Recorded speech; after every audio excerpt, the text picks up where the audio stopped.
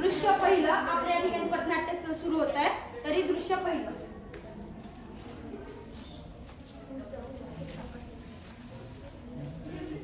हाय का घरी? हो हाय ना, या ना घरी. नमस्कार नमस्कार नमस्कार. याने काही अडचण नाही झाली ना? नाही जवळूनच आलो आम्ही. बसा. हो हो.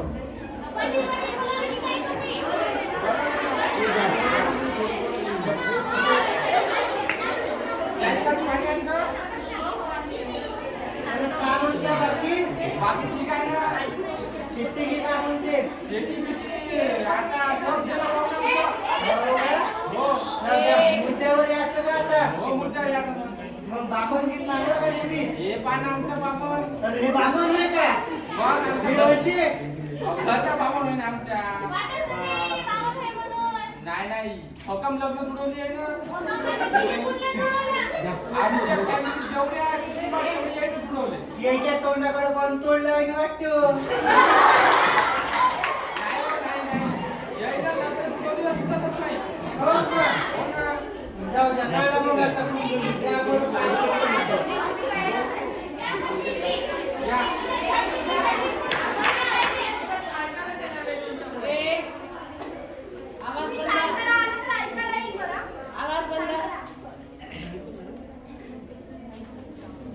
दिसते की का?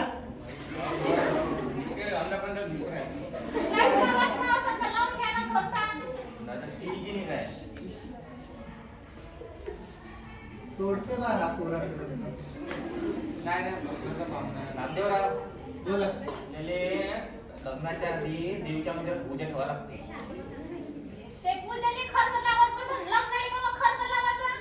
खर्च एवढा नाही, सांगा ना पानं जमत असेल तर.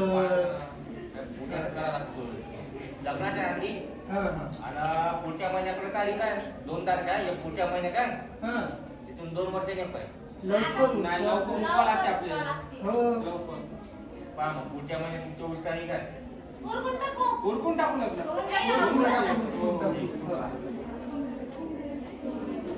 ते वापस नाही लागते का? हा. 24 तारखेला ठरवायचं का? चला घ्या ना उरकून. हो. मी तुम्हाला एक सल्ला देतो. हो तू होय कोण? ते तर मी सांग. डॉक्टर आहे, डॉक्टर. हो का? मी तुम्हाला एक सल्ला देतो की तुम्ही कुंडल्या तर जुळवल्याच आहे, पण एक HPLC तपासणी सुद्धा करून घ्या. HPLC टेस्ट वगैरे का असते बाप्पा लग्नात ते टेस्ट केली तर त्यांनी पूर्ण वैवाहिक जीवनात पुढे काही अडचण येणार नाही. काही नसते. आम्ही का तेच केलं नाही. आमचं पाय वर चांगलं पहिल्याच्या सांगितलं. जमान्यात विचार केलेच नाही का गं? बरं मी बाई रडवेली पण सांगू राहिली बाप्पा. राहू दे आम्ही राहू दे. शिकले तसेच राहायचे. मग भेटली बाई. हा, हा.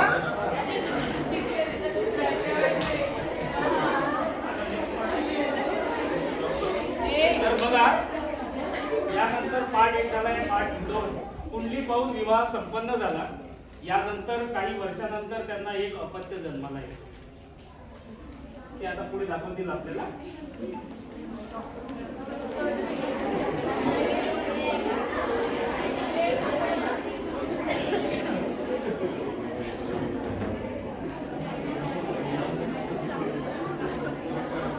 नमस्कार डॉक्टर. नमस्कार बसा. बसो बाई. का झालाय तुमच्या मुलीला? काय का 2-3 दिवस झालेले अशक्त वाटून राहील. काही खाऊन नाही राहील, काही घेऊन नाही राहील. 8 दिवस झाले जेवण नाही केलं आणि आज चालत असतं बाबा रक्त देऊन आणलं त्या पोरीले नाव रक्त आटून गेलं त्या पोरीचं नाही झाली पोटाली ना पाऊस आहे की नाही का फक्त नाही का 5 महिनेच रक्त त्या पोरीले आता कसं रक्त दिलं हे कसं होऊ शकते बरं पप्पा 5% फक्त ब्लड, मग बाकी कोणत्या चाचण्या केल्या तुम्ही? गेले आता कोणत्या कोणत्या वेळेत आता ते माहित नाही डॉक्टरले माहित आहे आता. आता तुम्ही एक काम करा, एक शेवटची चाचणी आहे HPLC चाचणी म्हणून. ते चाचणी केल्याच्या नंतर आपल्याला माहित पडेल तुमच्या मुलीला काय झाले आहे. आता हे का हवं? ते तुम्ही करून तर बघावं, केल्यावरच माहित पडणार. नवीन नवीन सांगते पप्पा हे काय कोणती वेळ का पप्पा ही बिमारी कोणती हे टेस्ट नाही. जुने कागद घ्या पण आता कोणतं उद्या करावा. तर त्या मुलीची HPLC टेस्ट करून घ्या बरं. चल बघ.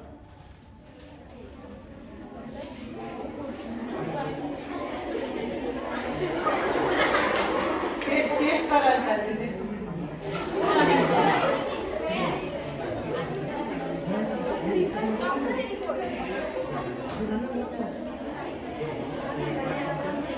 तुमच्या मुलीला थॅलेसेमिया बेजल झालेला आहे. आता हे का हवं? थॅलेसेमिया बेजल म्हणजे आरोग अनुवांशिक असतो. यामध्ये तुमच्या मुलीला दर 15 ते 20 दिवसानं ब्लड पुरवावे लागणार. 15 दिवसानं. हा, आणि हे आरोग तुमच्या मुलीला आयुष्यभर तसाच राहणार.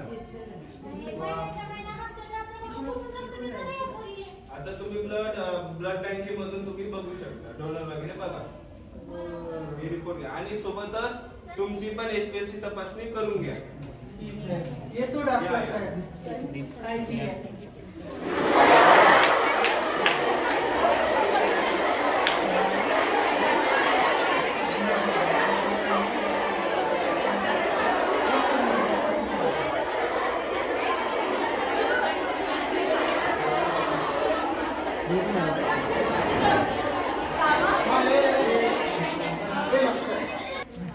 आता आपण बघितलं की आता तिसरा पार्ट. यानंतर जे ते त्यांचे जे जोडपे आहे, त्यांचे थॅलेसेमिया जे पॉझिटिव्ह रुग्ण होते त्यांचे आई वडील ब्लड बँकेमध्ये जातात. त्यांना सहजरित्या ब्लड बँकेमध्ये ब्लड मिळत नाही, इकडे तिकडे त्यांना भटकावं लागते. तर तो दृश्य आपण इथे आता सादर करणार आहोत. त्यांच्याकडे बोलू. थोडं कमी बोलायचं ना, म्हणजे सगळ्यांना ऐकायला येईल. आवाज कमी ठेवा. नमस्कार मॅडम. नमस्कार. हे आमच्या मुलीला नाही का काय ते थॅलेसेमिया. थॅलेसेमिया. हो, हा रोग झाला म्हणते पण त्याच्यात नाही का हप्त्या रक्त पटवा लागते म्हणते. हा, आम्हाला रक्तच नाही भेटत. आम्ही बाहेर गावचे लोक, आम्ही कुठून आणू आता? आमचं ब्लड घेऊन घ्या आमचं रक्त घेऊन घ्या लागेल. ते नाही जमत म्हणजे पायामध्ये हे करता येतं. हे आहे. HPLC टेस्ट केलेली आहे. हो हो केली आहे ना ते. तुम्ही दोघेही नाही का मायनर हा म्हणजे तुम्ही थॅलेसेमिया मध्ये वाहक आहात, तर त्यामुळे तुम्ही तुमच्या अपत्याला तुमचं ब्लड डोनेट करू शकत नाही. तर तुम्हाला मी सेवा समर्थ फाउंडेशन तुम्हाला ब्लड त्यांच्या जवळ जाऊन तुम्ही ब्लड घेऊ शकता. ते तुम्हाला ब्लड डोनेट म्हणून देऊ शकतात. हो का? म्हणजे आता आमची पोरी सुज्ञ होणार का? होईल, पण तिला वारंवार ब्लड चढवा लागेल त्यावर, कारण तिला ब्लड तयार नाही होत, तर तिला ब्लड डोनेट शोधावं लागेल ज्या तिला ब्लड डोनेट कर. त्यासाठी तुम्ही मी स्वतः सेवा फाउंडेशनला भेट द्या. धन्यवाद मॅडम.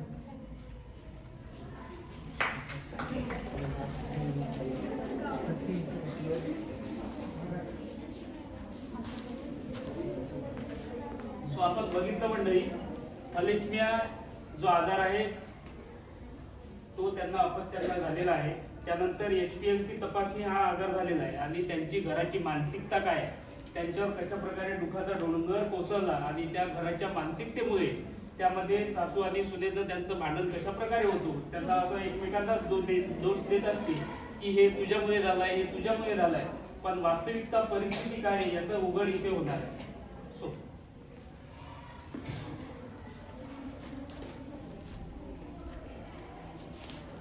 आपल्या एका चुकीमुळे आज आपल्या पोरीले का सोचा लागत आहे.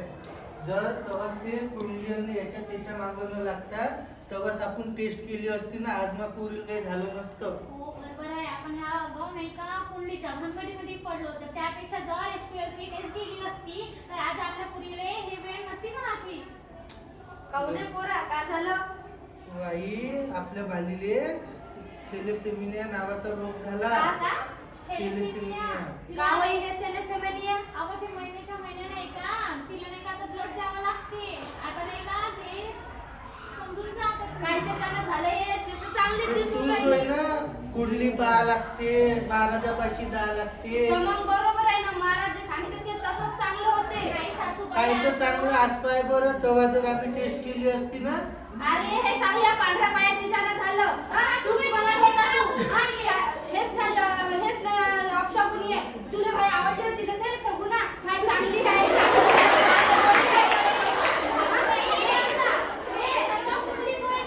काही कुंडली नाही माझ्या कुंडलीवर काही तेव्हा आई तिले म्हणून काही फायदा नाही आता नाही मग मलाच म्हण माझीच कुंडली नाही का तुम्ही पण मुलीचं पाहिली ना तिने HPLC टेस्ट करून दिली असती तर समजलं असतं ना. आमच्या माय-बापाला आमची लग्न कुंडली पाहून केले सारे. नाही तुम्ही बोलूच नका आता राहू द्या. राहू द्या पाच वाजता तुमचं आहे तर काय नाही तुमचं आता ते जाऊ दे चालली आम्ही मी पाच वाजता. आता रत्ने आपल्याला आपल्या गावातल्या डॉक्टर पाशीच जाऊ आता आपण आणि हे नेमकं का होय का नवय हे आता आपल्याला तेच सांगते पाहिजे का नाही हा चल आपण त्याच्याच कडे जाऊ हा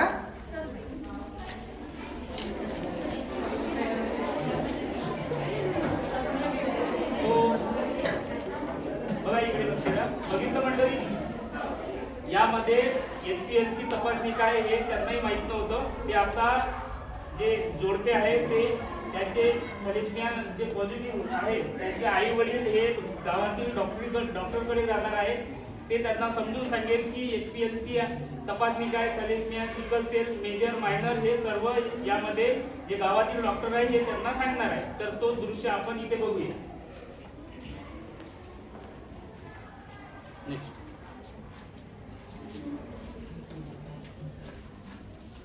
नमस्कार डॉक्टर साहेब. डॉक्टर साहेब आमच्या मुलीला नाही का थॅलेसेमिया नावाचा रोग झाला म्हणते आम्हाला समजतच नाही हे का होय का नाही तर पण जिथं गेलं तिथं वेगवेगळं सांगत आहे तुम्ही सांगा बरं हे नेमकं होईल का ना आमच्या मुलीची आता सुधी होईल का नाही कधी कळलं तुम्हाला आत्ताच कळलं चेकअपला गेलो होतो तर ते म्हणत होते आता वेगळ्या टेस्ट केला म्हणे डॉक्टर देऊन की नाही काही फायदा नाही तर मग करून घेऊ म्हणे. रिपोर्ट दाखवा. तुम्ही दोघांनीच तपासणी केली वाटते. हो हो तर आता तर ही थॅलेसेमिया मेजर निघाली विषय ठीक आहे आता ते हिला आपण काही करू शकत नाही तिला आयुष्यभर इतरांच्या रक्तावरून राहिलं दुसरा कुठला तिला उपचार नाही म्हणजे सुधी नाही होत आता ते ते होणारच नाही आता आयुष्यभर हिला रक्त पुरवावं लागलं आता तिच्या काळाची काहीच यामध्ये चूक नाही आहे आता तुमच्यामधला दोष त्यामध्ये आला लग्नापूर्वी तुम्ही जर तपासणी केली असती तर असं बाळ तुमच्या जन्माला नसतं काय असतं आम्ही तर टणटण आहे बाप्पा आम्हाला तर काहीच नाही झालं आम्ही तर मस्त फिरतो आणि आम्हाला काय होणार आम्हाला नाही. रोग आहे पण आम्हाला काहीच तर नाही झालं तुम्हाला रोग म्हणून नाही आहे हा. तुम्ही दोघांची HPLC तपासणी केली तुम्ही मायनर आढळल्या थॅलेसेमिया मायनर तुम्ही ठीक आहे तुम्हाला आजार आहे म्हणून असं नाही आहे ठीक आहे मग हा तुमच्यामधला एक गुण झाला थॅलेसेमिया मायनर आहे म्हणजे तुमच्यामधला हा गुण आहे आजार नाही यामुळे तुम्हाला सर्दी खोकला असं काही होणार नाही तुम्हाला कुठली औषध उपचाराची गरज पडते पण हा फक्त तुमच्यामधला गुण आहे तुमच्या सपोज तुम्ही वडील हा तुम्हाला थॅलेसेमिया मायनर आहे आईला थॅलेसेमिया मायनर आहे तर तुम्हाला मूल जे आहे तुमच्यामुळे थॅलेसेमिया मेजर तयार झाली हो का? हे आणखीन सोप्या पद्धतीने समजण्यासाठी आणखी मी समजून सांगतो तुम्हाला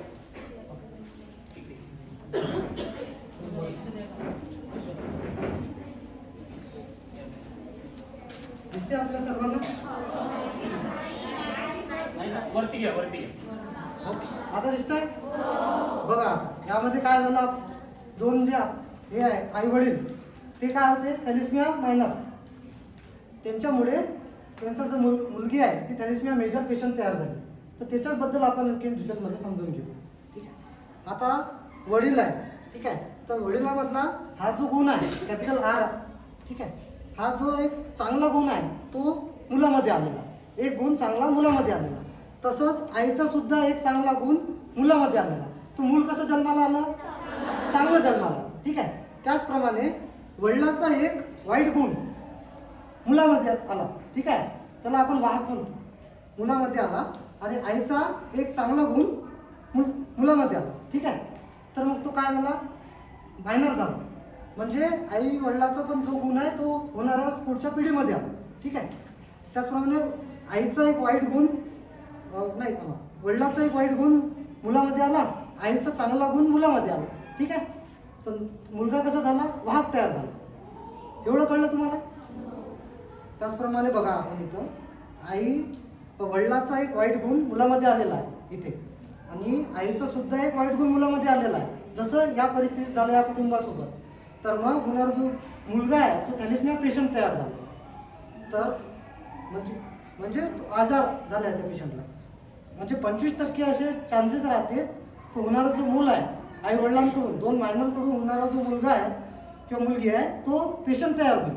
50% असे चान्सेस राहते की होणारा जो मूल आहे त्याला सुद्धा आई वडिलांचा जो गुण आहे तो त्या मुलामध्ये येऊन जाईल. 50% असे चान्सेस राहतात. आणि 25% असे चान्सेस राहतात की तो होणारा जो मूल आहे तो सुदृढ चांगला जन्माला आहे. एवढं कळलं आपल्या सर्वांना? काही प्रश्न असतील कोणाला यावर? जर समजलं नसेल तर पुन्हा विचार. मागे कळलं सगळ्यांना? हे कळलं काय येतं त्याचं तिकडलं हा मायनर हे सुद्धा. हे म्हणजे आई वडिलाचा जो गुण आहे तो फक्त मुलामध्ये आलेला आहे. म्हणजे पिढी दर पिढी हा आजार पुढे गेला आहे. म्हणजे याला आजार नाही आहे, तो गुण आलाय फक्त जीवनामध्ये. पण अनुवांशिकपणे पुढे पुढे चालत राहतो आणि तो आपल्या समोरच्या पिढीला सुद्धा होण्याचे चान्सेस असतात. हा सुद्धा धोका आहे, कारण की यांनी दोघांमध्ये लग्न जर केलेलं तर एक पेशंट व्हायचे चान्सेस 25% राहतात. जे वर आहेत ते म्हणजे त्याला हा रोग आहे किंवा नाही, आणि जर असल्यास आपण आधीच यावर चाचणी तपासणी करून घेऊ शकतो किंवा मग दुसरीकडे पुन्हा याबद्दल बोलू शकतो.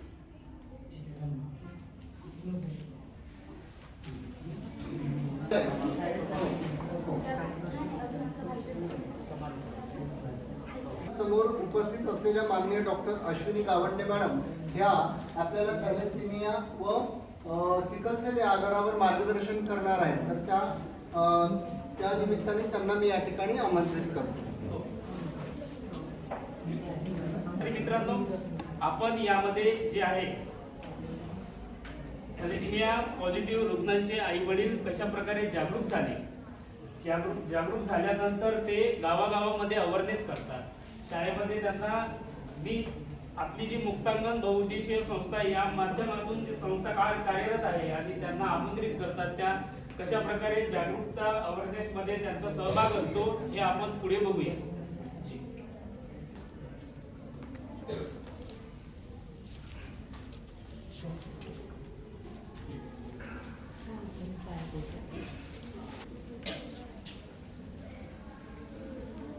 काय म्हणता मुलांना? तर आज आम्ही तुमच्या शाळेमध्ये मुक्तांगण बहुउद्देशीय संस्था निरोगी विद्यार्थी निस्वार्थ सेवा फाउंडेशन तर्फे आलेलो आहे. म्हणजे तो आजार काय आहे बा त्याबद्दल माहिती देणार आहे. तर नाही का हे थॅलेसिमिया जी असते तर म्हणजे नाही का जसं आम्ही नाही का विवाह झाला होता म्हणजे आम्ही नाही का मायनर होतो. ठीक आहे. म्हणजे नाही का त्यांना पण नाही का म्हणजे तो एक मायनर होता आणि मी पण. याच्या अगोदर आम्ही म्हणजे लग्न जेव्हा करत असताना आम्ही नाही का म्हणजे हे टेस्ट न केल्यामुळे आम्हाला हे माहिती नव्हतं की आम्ही मायनर आहे.